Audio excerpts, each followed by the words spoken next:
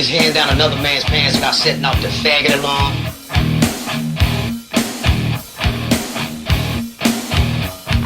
Just when they thought I was out, they pull me back in.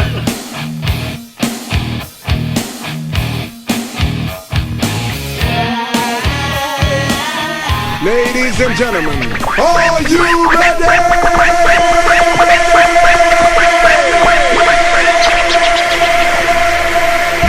10, 9, 8, 7, 6, 5, 4, 3, 2, 1.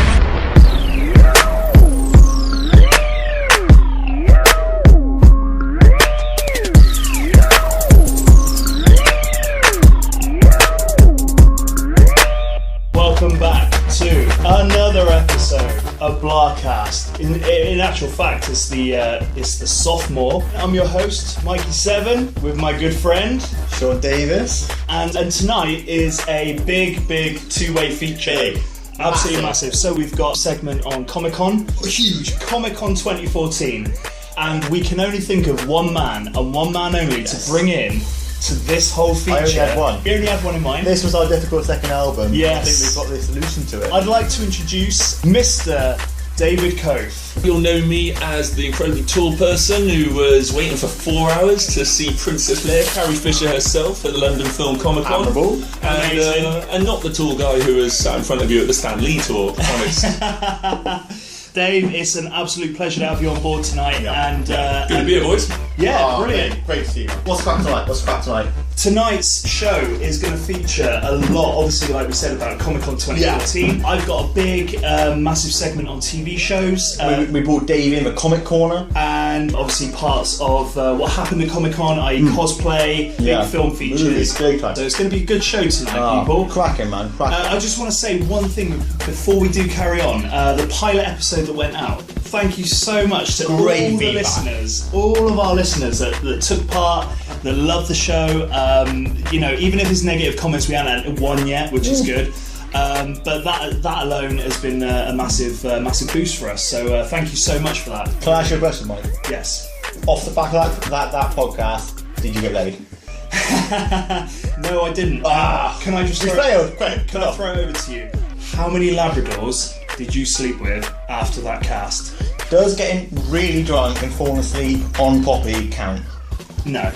None. By the way, I should just mention at this point, Poppy is a beautifully sleek black Labrador with a really shabby coat on her. She's about 10 years old. My mother-in-law owns her. Yeah. It's unbelievable. Yeah, but let's move on. Yeah, let's move on to our first feature of tonight. Over to you, Shawnee boy. Thank you, Michael. Right. There we go. There it is. I've got the really really awesome task of talking about the movies that have pricked my interest at Comic-Con. Shoot it, go for it. I'll shoot a shit. They're very mainstream, but they're things you want to hear about. And I'll set the scene. It's Saturday the 26th of July. Fuck knows when this is going out, but it's after then. Yeah. So this is in the past. On the Saturday the 26th of July, Superman vs. Batman, or Batman vs. Superman, was unveiled. Dawn of Justice was unveiled to the prying eyes of San Diego. It was a short teaser. Okay. I will set the scene. Go for it. We've got Batman, Ben Affleck, stood there from watching a bootleg on a dodgy website, wearing what I'm pretty sure is Dark Knight Returns armour. He whips down a tarpaulin, or what have you, over the bat signal. That brings into light Superman in full glowing red eyes, anger, and the white eyes of Batman too. So we've got two heavyweights facing down. He's wearing the right armour from as you guys will know from Dark Knight Returns to take him down, and then it just cuts and the crowd went absolutely wild. And that was that. I mean, that's what you need, really. I mean, the film's in its early days. It was so good. Unbelievable. So good. Dave, jump on in, mate. Yeah, it's in its early days, but also had the unveiling of Xena Warrior Princess. I'm so sorry, I mean Wonder Woman herself. I liked it. Very good. For anyone who's seen the footage, is this because of the photo that she's wearing exactly the same getup as Xena? I think it would be fair to call it exactly the same. Yeah. The reveal after awesome trailer of Gal Gadot's armour, or whatever the garb, whatever it was, that it's caused Well, it's cool. It's divisive, wasn't it? Some people love it, some people hate it. It's ambitious. It's ambitious. It is. But that's what DC. That's DC's headliner. We'll move on from that. So what have we got next? What's Marvel. Okay. Marvel were swinging their dick. Now, you know Marvel they were gets, swinging their dick. You know Marvel gets my heart pounding on a regular You get my heart pounding. Yeah, Marvel have plenty to show. I mean, I'm going to start. I don't want to say low key because I'm quite excited about this. I'm going to start with Antman. I don't want to go into this because it's probably another podcast in itself. But there's been production problems with Antman, or problems or delays. Yeah, talk me through this because there was no actual footage per se, live action film footage per se, a trailer, what have you. But what the good people at Marvel and Kevin Feige did do is they brought some test footage, and I've read a report on this and break it down. Basically, set the scene. We've got a lab. We've got a jar of ants. We've got that helmet, which is pretty iconic anyway. Yeah. And then it just flies from there. We've got Paul Rudd and Michael Douglas. That's Scott and Hank overlaying. It cracked off from there. It got better. We had Scott and Hank, aka Rudd and Douglas, doing a voiceover. But it cuts to. I mean, I don't think it's been. I've got no illusions for not being in the movie. But we've got Antman, Paul Rudd in full garb, trotting across some buildings. I don't know what kind the architecture I got, but and we've got Hank in his ear doing. So we're getting a mentor role here. We've got Hank in his ear telling him what to do, where to go. So he, obviously, Michael Douglas, not surprisingly, is a mentor role there. I'm going to throw it over to Dave. What are your thoughts about this new Ant-Man coming out? What I'm hearing is it's going to be a heist movie. Okay. Really? Straight away, yeah. They're talking. It's a lot like the whole training and the purpose and what's he doing. And so Hank will be the mentor. I'm a little anxious they might lose some of the character exposition. The drink, the battery that Ant-Man is known for. Obviously, his fractious relationship, shall we say, with the Wasp herself. Yeah, massively. But, I mean, that's the ultimate territory. That's just. But actually, on that note, maybe countering that, this footage ends with Scott taking a leap of faith onto a flying ant and going through an air vent and saying, "I got this." It cuts. The crowd goes wild. So. Maybe he doesn't need his mentor after that. Shaun Davis, you've done your homework tonight on Ant-Man. That is impressive stuff. I did. Right there. Thank you for that little anecdote. I'll need you boys for this one. I'm going to move on to the headliner, which is the Avengers: Age of Ultron. And set the scene. We start with the cast, the whole crew basically larking about in Stark Tower. They're all taking turns at pulling. Fuck me, Dave, I can't pronounce it. I know you're trying to help me, but they're trying. At the moment, we got Dave looking up the word for Thor's hammer. Trying to pull Thor's hammer. No euphemism intended. So they're all trying to pull his hammer. Let's just say Thor's hammer for the sake of hammer. Yeah. They're all trying to pull that beast. They fail. Then I'm going for another beer. Bang! There we go. There we go. Couldn't have been a better crescendo. Then Ultron, in some kind of zombie-like guise, he's not quite there, just turns on the threats, and then we cut to an absolute medley of just fucking amazing footage. We've got screaming, we've got Scarlet Witch in some kind of compound, we've got Thor smashing a tank, lots of doom and gloom. We've got, probably also going to be the headline of the whole movie, we've got Hulkbuster taking on Hulk. This is what I am waiting for. It looks like the footage shows Hulk laying a fucking smackdown on it. What, in terms of what you're excited about, what can we anticipate from this one? What are we going to look forward to? Apparently this fight between Hulkbuster, aka Tony Stark, and Hulk, got a peanut in my mouth or two. That's not the first time, boys. Apparently this is a fight. I've read some kind of slug line. This is a fight that was 2 years in the making. It's going to be a groundbreaking battle. But moving on from that, we've got Quicksilver just dotting around. Yeah. We've got Hulk and Black Widow in some kind of tender moment. Moving on the same subject, we've got Black Widow looking sexy or what have you. Getting married, Jesus. Yeah. On a Harley. Let me just cut in on that. Scarlett Johansson and her ass are a fine fucking hero right there. I'm sorry, I'm taking you limelight. I'm sorry. It's not like kind of podcast. And then we have a massive reveal of Ultron, all 8 foot, all shiny, not all zombie like previously, looking fucking terrifying. And then the big one that every fucking website's going on about is we've got a nightmarish vision of Captain America's smash shield, and in the background all of our heroes that we love and the kids wear stupid costumes of looking dead, to be honest. So to say you're looking forward to it would be an understatement. Understatement. And they're dead, apparently, this is what the rumour mill says, in what looks like Thanos' tomb. I don't know if that's true or not. Nah, it's hard to say with Guardians coming out and obviously the whole inkling of and you know, this is probably daughter, but Scarlet Witch has that ability to create visions in people. It's probably one of her visions, but you know, it's amazing end. Can I just throw in at this point, not once have you mentioned James Spader as Age of Ultron, and that is something that I thought was a big thing for him. But the cast were bigging him up at Comic-Con, saying that were. following you know his work, his new resurgence on TV, they say that he's amazing, blah blah blah. But you know, his voice. He's a great guy. In terms of James Spader, am I right in thinking he's kind of Breakfast Club days, sort of that era? James Spader? Yeah.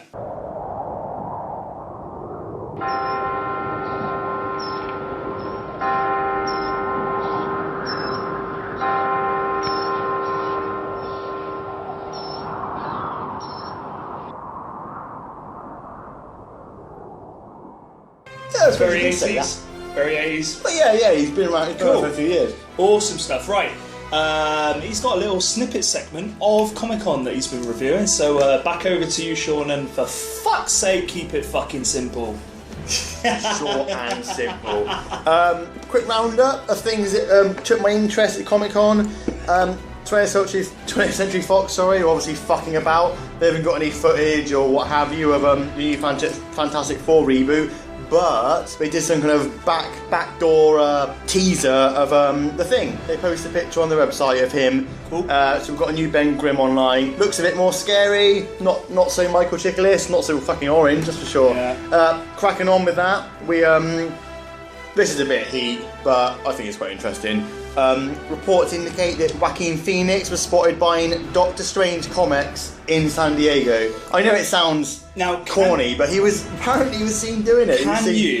Can you verify this? Were you actually like in the moment with Joaquin Phoenix when he was buying those comics? Because there's a lot of speculation in there. I think I established I wasn't there, and also the one that you and David would probably touch yourselves over was Guardians of the Galaxy was given a sequel penciled in for July 2017. Am I right?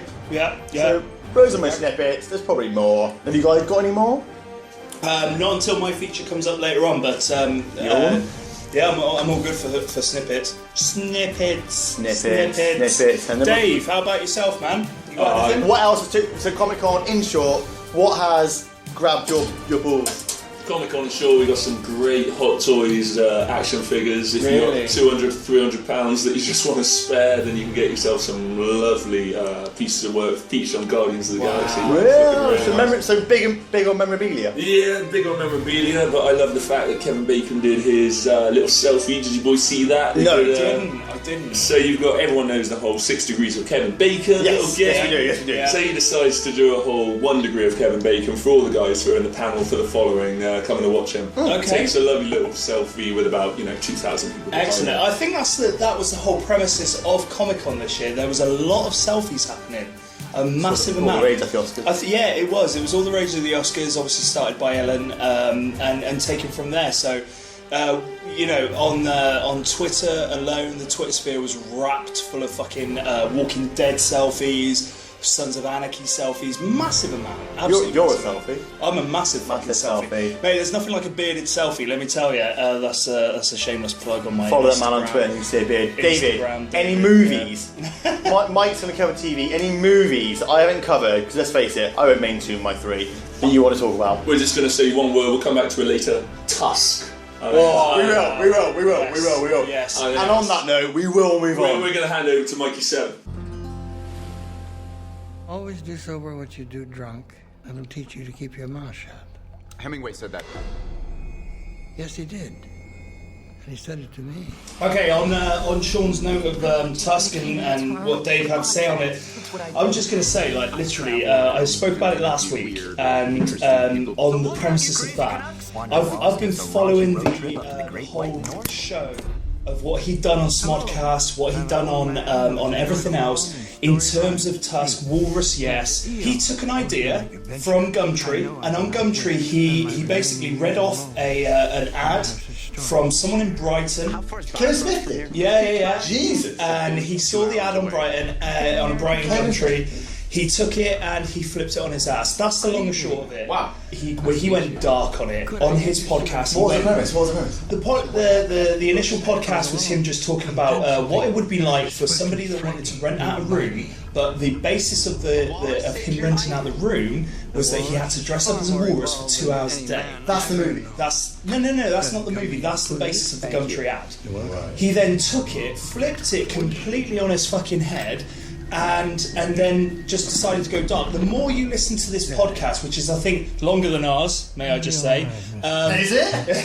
it's about an hour long. It's about an hour and a half long. Good about this, Dave. Yeah, absolutely. Dave, seriously, take it from there, mate. I mean, you've got some good thoughts on this, and I'm on behind the podcast scene. BLAHcast, and I've shot the shit with you about this, and it's great. Yeah, completely. I mean, we're just going to drop some names here. When the three of us from down at Bristol actually listened to Kevin Smiths and Jason Mewes talking it up. 100%. We're thoroughly looking forward to him coming back to UK shores to share Tusk with us in a viewing platform, because he has said it, it was voted by the fans, it was the whole social media, Walrus yes, Walrus no, is that a film I should make or shouldn't make? And like you say, he's gone really dark. I mean, we're thinking it's gone like Misery. You got the phrase "I don't want to die in Canada." Yes, from the trailer. So he shot it. He shot it, some, all, what? I'm laying on this. No, he shot all of it. He produced, wrote, and directed, obviously with Mosier as normal. What we're talking about is we're bringing out a character aside from all the whole sort of hype. What he's actually managed to do was he's managed to put in a cast member from Sixth Sense. Have a guess. Shoot something out. Haley Joel bullshit? Yes, Haley Joel bullshit. Which, by the way, for the record, is not his real name. It's Haley Joel Osment. So, hitting fast forward on this, if you guys know, don't want to put you in the spotlight, what did Kevin Smith bring to Comic Con? This wasn't part of my research. What did he bring about Tusk? It sounds great. He brought the trailer. It was hotly anticipated for a long time. Yeah. We were waiting for the Tusk trailer to drop, and it had comedy in it. To be fair, we're all massive Kevin Smith fans, so yes, we are. Dedicating minutes of our precious podcast to it is worthy, right, Dave? I mean, it's worthy. Oh, it's more than worthy. We love Kevin Smith. Yeah, Kevin Smith is kind of, like I said in the preview, he's kind of the reason we're doing this. So it's a big. It will be when it drops. It will be a big feature. We will mention. But you guys, has it got commercial appeal? Will it make money? I know that's not the be all end. For me, very just on my end of things, very B movie. By that I mean B horror movie. It's not going to appeal to everyone. Think Human Centipede. See, I'm not sure. I'm not sure if it's going to go that way. Right. Because I think people are going to think it's going to be like that. But Tusk is going to be more word of mouth film. Really? People are going to probably come out of the theatres and say, "Have you seen Tusk? You're probably going to see Tusk. You're not going to believe this film." I don't think that Kevin's just going to go down full gore route. Or at least if he does, he'll bring back some ethics and some morality to it, which was seriously lacking in Human Centipede. I mean, that was just a gore fest. Oh, massive gore fest. Massive. I trust it in his hands. I'm looking forward to it. Like me, Mike wasn't in San Diego the last 7 days, but he has got some shit to say about. I'm going to talk massively about the TV shows that had their Comic-Con debut. I've got two main features purely for the fact that, number one, I'm a massive fan of both shows, and number two, I really just love everything about Comic-Con TV shows, which is an awesome thing. So I'm going to start off with Sons of Anarchy Season 7 finale. It's something that's basically plucked my attention ever since Season 6 finished the start, and it opened up with Kurt Sutter on the panel. Yeah, and Kate Siegel came on second, followed by the rest of the cast. However, we were minus a Charlie Hunnam. Where was he? Where the fuck was he? To everybody out there that's already floated segments on Facebook, on Twitter, if you're following Sons of Anarchy fans on Facebook, they posted a feature that had taken place as to why Charlie Hunnam wasn't there. Oh, really? Basically, it was a very satire of him being on a massage bench. Bobby, aka Mark Boone Jr., was massaging him. Was he not there either? No, they were all there, but only Charlie Hunnam wasn't there. And it was quite funny. In all fairness, it was a very funny piece. If you haven't seen it, just watch it. It was really good. That aside, a very, very emotional Kurt Sutter while the producer of the show was talking about... This is last season? Season 7, yeah. And he got very emotional over the fact that basically the smoke was just being blown up his ass. So it's the last season, something like that? It's the last season. How did he sell it? He didn't really, because as with every new TV show that comes out, all they're going to do is do a fanzine thing, Q&A, and what they're going to basically refer back to is pretty much just the whole premises of as the show was in season 6 to how it is now. I'm on season 5, so fucking... You're well out of the loop. Well out of the loop. I won't give away spoilers. Oh, go. Yeah. Okay, so if you want. Okay, so season 6 Jesus. was fucking brutal in every way, shape and form. But to be honest with you, season 6 for me didn't happen until the very end. Purely for the fact that I think that it was a very kind of slow progress season 6. You had to look at the last 3 episodes as anything normal with Kurt Sutter. Yeah. I'm going to throw a big one in there. Katie Seagull, aka Gemma Teller, gets a fucking fork, like a carving fork with meat. A 2-prong. Yeah. And she stabs it in the back of Jax's wife.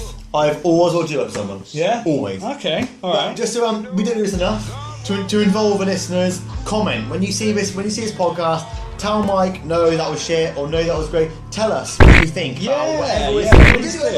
do. And the Sons of Anarchy thing, people love that show, so comment on that. They do, Let us know. Drop as many comments as you need to, because I'm... Because that shit with Sons of Anarchy is awesome. I'm waiting for season 7. I've got nothing for season 7 other than it's going to be good. Let's go #BLAHcast no, #BLAHcast yes. Keep it in Kevin Smiths. But you have to say, if you're going to give us a fucking yes, tell us what you're yesing. If you give us a no, tell us what the fuck you're saying no to and step away. Oh, that would be awesome. That would be really good. No, BLAHcast yes, BLAHcast no. No, I'd appreciate it. That'd be really good. Crack on, sorry, mate. So, Walking Dead season 5. I'm going to fucking throw...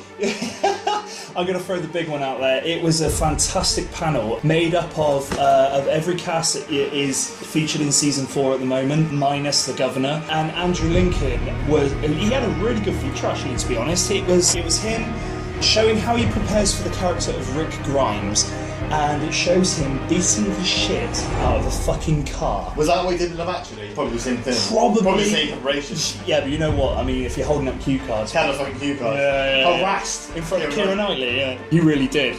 But Rick Grimes comes back darker this season. I'm looking forward to his character progressing and being the kind of Rick Grimes that we saw at the beginning of season 1. I don't want to go into too much about the graphic novel because I've only read the first 2 books of the graphic novel. The volumes as lent to me by Shaun Davis, thank you very much. So that aside, it was late into the cast that we're in for a good season. Yeah. We season 6. We see the big coral right there. It was a big feature of the show. He come in with the chocolate pudding in a tin and he brings it on stage with him, which is pretty cool. So I'm just going to wrap that Walking Dead feature up as being really good, really one to watch. Drops, I believe, October the 12th, so look out for that, people. It's going to be a massive show to go on, as well as obviously Sons of Anarchy.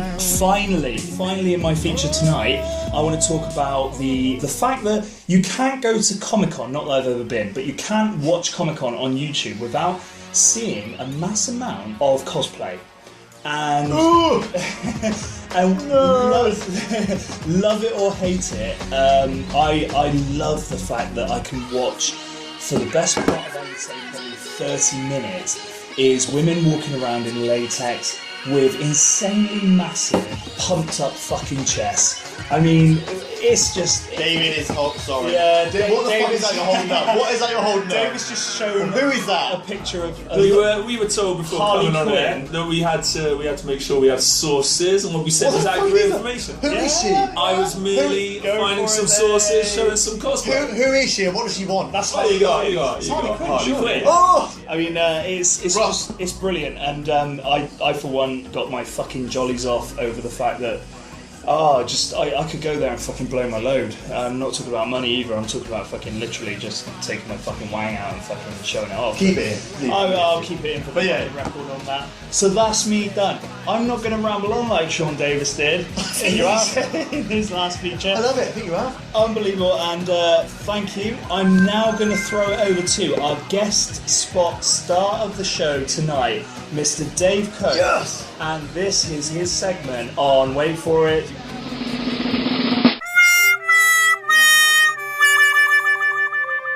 comic books. Yeah, this is Comics Corner, new feature. Thanks again, boys, for having me. No problem, guys. No worries. So obviously, it's been all about Comic-Con, it's been all about mainstream. I mean, we just have to go back 10 years, 15 at a push, and the world wasn't like this. I mean, it was not mainstream. It was very undercurrent. I mean, Blade possibly was one of the ones to really put comic movies and some really good action films together. You got some really good TV shows like Gotham, Constantine, The Flash, which we haven't even had time to reference. Massive Comic-Con, massive. Absolutely massive DC, tearing it up. A massive DC small screen show in there for those. Well, yeah, agreed. But I mean, if you may, I want to take you all the way back to 1992. Wow, come on, guys. Take us. Because where we're visiting on Comics Corner without this event, well, actually, if this event would happen, we may not have the success of the shows and TV and film that we do have. I mean, we're talking right here, Death of Superman, issue number 75 of Superman, written by Dan Jurgens.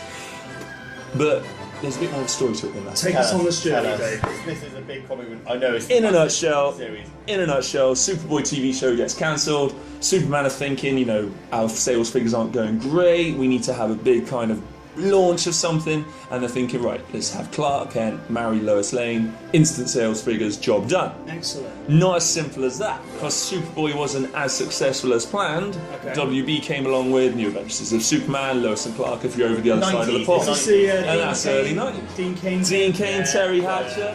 She was never the same after season 3, but that's a slight digress. Where are we at right now? So we are at right now, 1991, 1992, early 1990s. And they're basically told, can you not marry them off until the TV show starts dovetailing it that way? Okay. So the story goes that they're in the bullpen one day, and someone's just like, well, what are we going to do? Let's just kill Superman. And from that, Doomsday was born. Well, this isn't something that just happened overnight. I mean, this series went on and on and on. We had at least 6 to 7 issues where we had a little tap, tap, tap with just a clawed fist punching out of a facility. I mean, people didn't know what was going on. Hindsight's a wonderful thing. Yeah. I always thought of it as it was going to be Superman's wedding day, but instead it was Superman's doomsday. Ooh, but maybe that's just a coincidence. Take us through this comic. I know it's massive. This is a comic that splits opinion.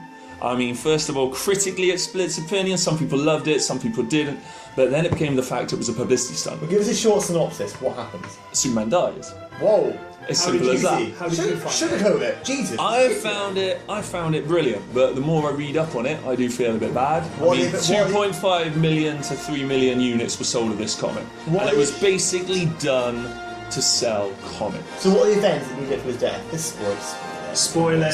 Yeah. You just got Doomsday. He's ready, he's ready. Doomsday, relentless creature, wipes his way through all the supporting cast members of the DC, apart from the big holy trinity, as it were. Right. Until it gets up to one of the trinity, Superman himself, and it's just an absolute slobber knocker. But the fallout from this comic, it's not just the comic itself, it's what it did for society. Yep. And it could have ended the comics being mainstream as it is, because people rebelled. They did not like the cheap publicity stuff. So what happened after this was published, after the last volume was published, what happened? Superman died, and then he came back. So we had 20 issues of World Without Superman. Well, that is, I mean, we had the Eradicator, we had Steel, we had the Cyborg, we had Superboy, which were all his personas split in different ways. Meanwhile, you've got Superman with Pa Kent in the afterlife, trying to be told by Pa Kent that he's not actually in Krypton heaven and he has to come back. I mean, this spiraled out of control. It wasn't any Clone Saga in the Spider-Man world, but I mean, that's a tale for another story. So you've given us a really sexy rundown of why Death of Superman is a phenomenal why it deserves to be one of the best comic book series ever. It deserves to be regarded. It deserves to be regarded as a game changer. Bullet point it for me. It was all over the press. Bullet point for me. It was the biggest selling comic. It was the biggest selling comic. I mean, 2.5 to 3 million units. The comics don't sell those kinds of numbers. No, they don't. Talk ink. How did it look? For people who haven't seen it. It looks phenomenal, but it's not about that. Well, but no, it adds to it. Well, you love Dark Knight Returns. Some would say the artwork on that isn't exactly flattering. No. Wow. This isn't about me. No, honestly, tell us You what. can give a big feature about To round this up, why should people listen to this right now? It's a big fucking dirty volume by now these days. Of course, what I want to leave it. You should read it to have an appreciation of what comics can do. You should also read it to have an appreciation of how, at the end of the day, comics exist to make money. Okay. I'm spending £60 a month on comics, and they're still doing multiple I don't want to titles. get into a hotly tipped debate, but that could be the same as what we talk about in today's music. We could say that in today's sort of film. Expand, Mike.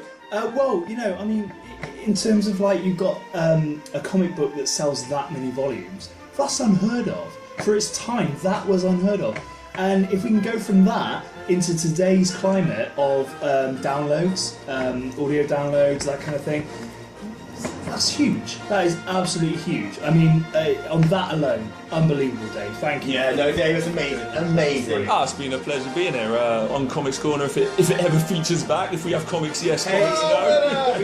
We will review the footage. And The jury is out. Our listeners will speak for themselves in terms of what they have to say. Fucking A right, pal. Thank you. They'll get Amazing. involved on that. Have you got anything else on that front? Well, if you want to talk some modern day comics, you got to check out Brian K. Vaughan's Saga. I mean, simple Let's as do that. Comic Con. If you know any, what comic book announcements were there at Comic Con? If you know any. I was more just knowing the fact that they were getting slated for variants. I mean, Mile High Comics have come out in the press saying that basically Mile High Comics aren't going to be featuring at San Diego Comic Con in the future because of the fact that, and this is again, it's a tricky situation.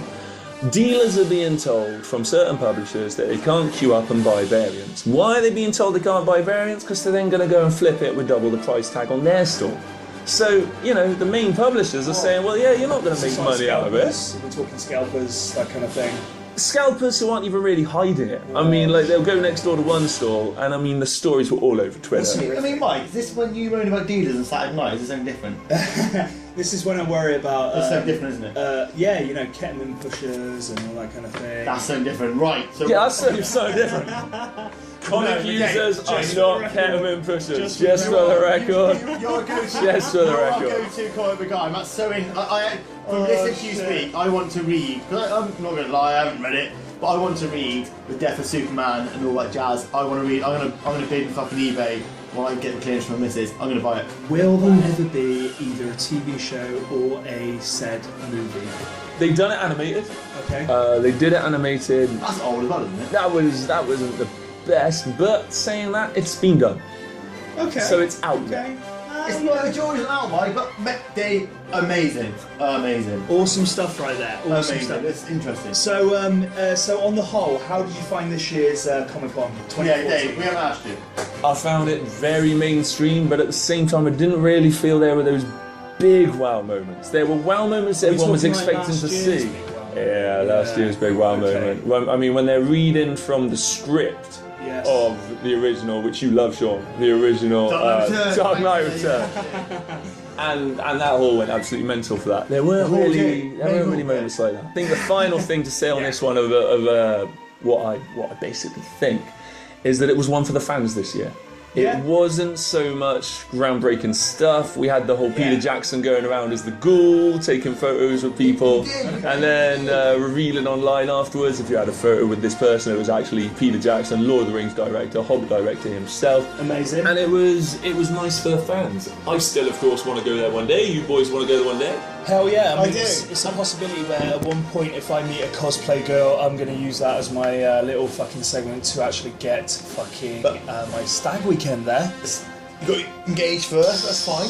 If I ever get engaged, that would be awesome. This show's not about me.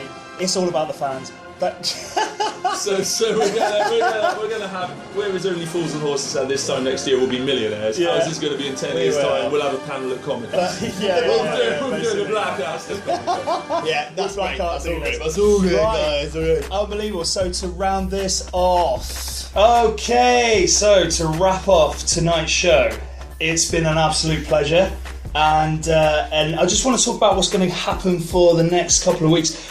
We have no podcast coming up. Oh, I know, rapturous applause of fucking booze and bullshit. Should have got to the agent sooner. Get your job, Dave. Thanks, Mike. I mean, yeah, it's been a great podcast, and as Mike said earlier, the feedback from the last one was awesome. Next week, we basically have fucked up a Corban, can't we, guys? Tell the real truth. You're going off to a Somalian village to visit peasants. I'm mincing off Tunisia next week. So basically, not to bore you with my story, the next podcast, blah, Shaun's story, blah. The next podcast will be around mid-August, so no late. Yeah, mid-August. Fucking wait for it. I just want to chime in on that. It's going to be yet another guest spot feature. What's the crack for the next one, actually? I don't want to give away too much at the moment, but let's just say it's going to be for our American fans out there, soccer related. For the start of the Premiership season, yes. Yeah, we're going to this is fucking interesting. The next podcast, mid-August, we're going to get some guest speakers in, some footy experts about the new Premier League season starting. The transfer deadline will be nearing the end by then. Sean's going to talk about its illicit betting system. The frenzy will be whipped up. So yeah, the next podcast is about football. In the interim, I'm going to be mincing around Tunisia, watching Justified, and being shit at Call of Duty. David, I'm very interested to hear what you're going to be up to in the next few weeks. Well, first of all, it's got to be celebrating the wedding of my sister, because she got married yesterday. And I mean, you can always have a couple more jars to celebrate the happy couple. Oh god, Mike, I'll get a beer in a minute. Yeah. Crack open a beer. As well as that, Falling Skies. I'm going to be doing some heavy viewing of season 3. What season is that? Season 3. Brilliant. That's the Aliens on Earth thing. Aliens on Earth. Check it out, really good. Should feature in a couple of... My friend Martin Riddell loves that show. Big name drop. Big name drop. Yeah. Excellent stuff. Mike, what the fuck are you up to in the next couple of weeks? Some of us care. Some of us give a shit. In the next couple of weeks, probably not too much. I mean, just to cap it all off, I'm going to be looking forward to what I can feature in on the football show, because as ever, I know fuck all about football. I haven't even fucking talked about hockey tonight. Blah blah hockey blah. But to round it all off, I want to thank personally Mr. Dave Coe for being a guest. Oh yeah, thank you. Thank you. Big round of applause. The beers have been flowing really well. I want more of this. Tonight's show has not been sponsored by Foster's or any no. other dry pizza company that is out there at the moment. Tesco. Just for the record. Yeah, so Shaun, you're going to sign yourself out? Bye. Excellent. And it's good night from me. On to next week's. Let's fucking hear it. It's another episode of BLAHcast over and out. Yo, Gatorade me, bitch.